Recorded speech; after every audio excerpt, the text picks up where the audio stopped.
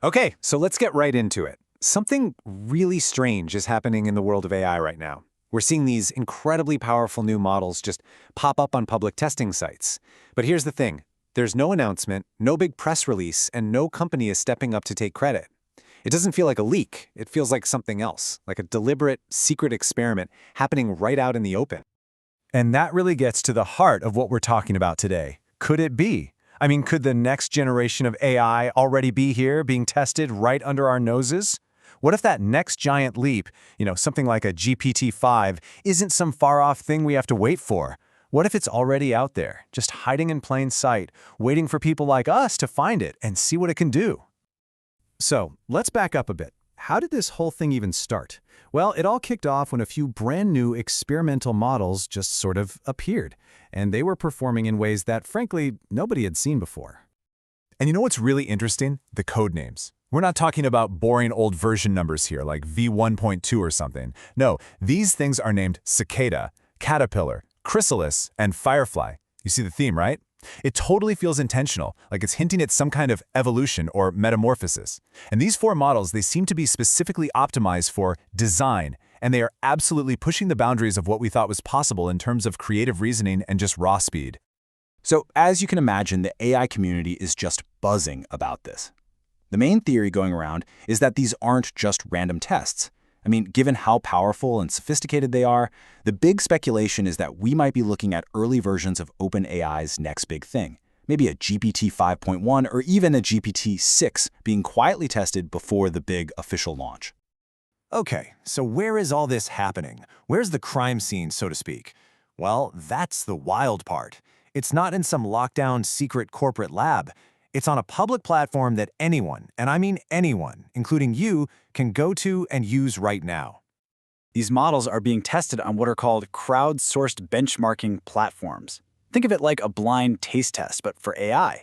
You go in, you give it a task, it spits out two different results, and you just vote for the one you think is better. The catch? You have no idea which AI model made which result. And getting started is super simple. First, you just type in a prompt. Say, make me a landing page for a coffee shop. Then you get back two designs, both totally anonymous. You just pick the one you like best, you click vote, and only after you vote it does it reveal which models you were just testing. It's actually a pretty genius way to get real, unbiased feedback from people. And this is the key part. There's absolutely no barrier to entry. It's totally free. You don't need to sign up or create an account or anything. You can literally just go to the website and start playing around. You become a tester in this huge public experiment, maybe without even knowing it. All right, so let's properly meet our four new challengers, these mysterious suspects. It seems like each one has its own special personality and skill set. This chart lays it out really well. You've got Cicada, which is all about fast, high-precision visuals. Then there's Caterpillar, the stable one for structured workflows. Chrysalis is the wild card for more imaginative, bold concepts. And finally, Firefly is the super lightweight one for instant prototypes. Now look at that reasoning budget column. That's super important. You can think of it as how much thinking time or computational power the model is allowed to use. So Firefly with a budget of 0 is just pure instinct. Bam, you get an answer instantly. But Cicada with a budget of 64 is like a deep thinker. It takes a moment to really craft something complex and well-structured. And even though they're all pretty impressive, it looks like one is already starting to pull away from the pack. After thousands and thousands of these public showdowns, Cicada is emerging as the clear winner. It's creating these designs and user interfaces that are so polished, they honestly look like they're ready to go live right out of the box. Okay, but talk is cheap, right?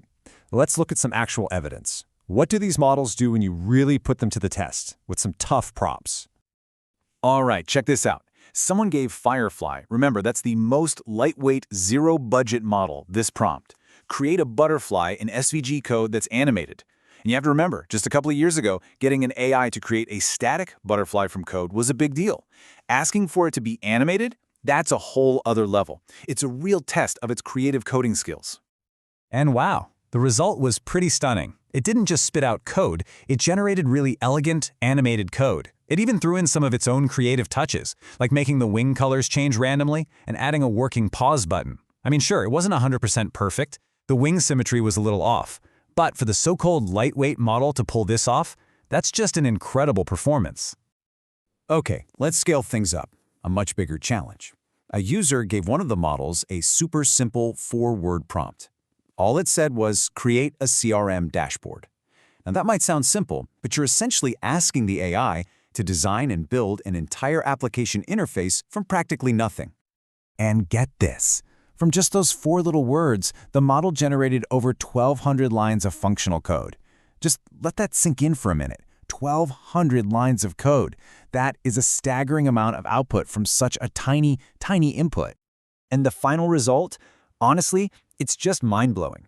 We're not talking about a mess of raw code. This was a fully coded, beautifully designed, and actually functional dashboard.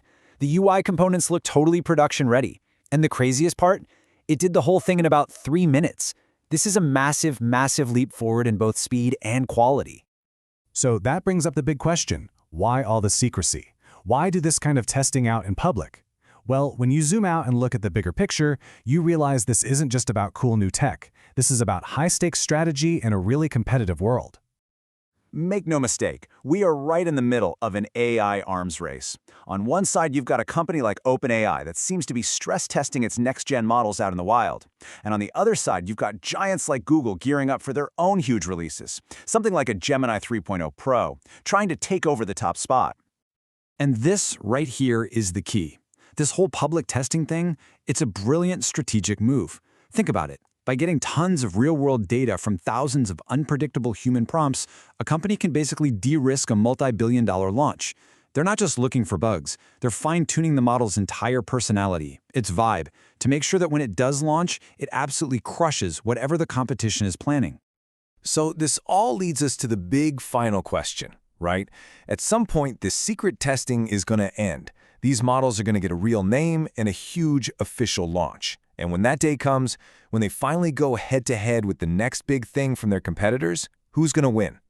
Who's going to come out on top in this race for AI dominance? The game is definitely on.